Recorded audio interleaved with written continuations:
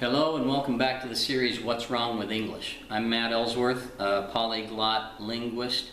I've done a comparison of English to a number of foreign languages, and I can tell you that English, to my mind, is meddlesome and muddled, and I call it a pimple on a blister, on a boil, on a callus.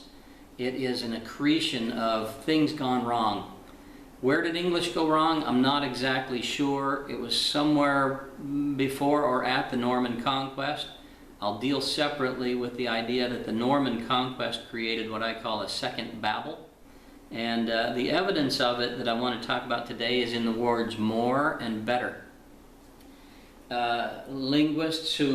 Historical linguists who look back at etymologies, the origins of words, recognize that there was long ago in Indo-European, that root language that gave us all of the European languages as far as India, there was a little word called meh or may. It's sometimes spelled M-E-H, but don't look for it in the dictionary because it's an ancient word that's long gone. But from it you got meh, mower, moist.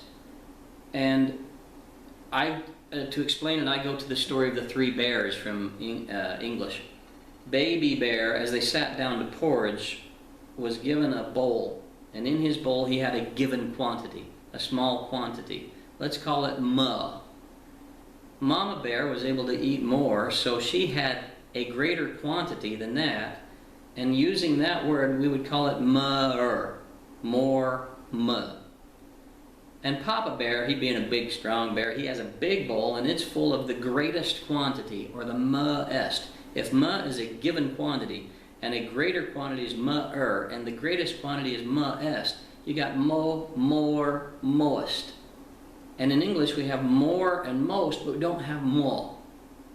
It is said humorously that Ebonics does, and those who point at it humorously say that the African Americans are using English incorrectly. Well, no, they are not. They're using it more correctly than the rest of America, because mo, as in Mo Better Blues, is correct. Mo is a given quantity. More is a greater quantity, and most is the greatest quantity. So what happened to mo? It got clipped off and replaced with some. But we don't have some and summer and summest. We have some and more and most. And that's bad. And here, after the denouement, let me give you, after the climax, let me give you the denouement. There's better and best, which is bettest, but there's no bet. What happened to bet? I don't know. I can't even find it in old literature. To be bet was to be good.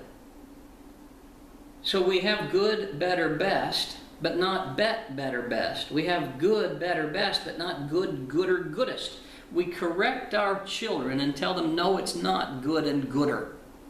It's good and better. Oh, heaven help us. Our language is twisting our brains. Our language is the reason... Our language is why the more you learn it, the harder it is to use. The more rules you learn about, the more you learn about all of them have exceptions. And to use English correctly becomes more and more difficult as you learn about what's correct. And all of that grew out of this mo, more, most, bet, better, bettest thought, and I'm glad you were here to share it with me. I encourage you to find my book and get a copy of it, A Body of Language, at Amazon.com. I'll see you next time. Matt.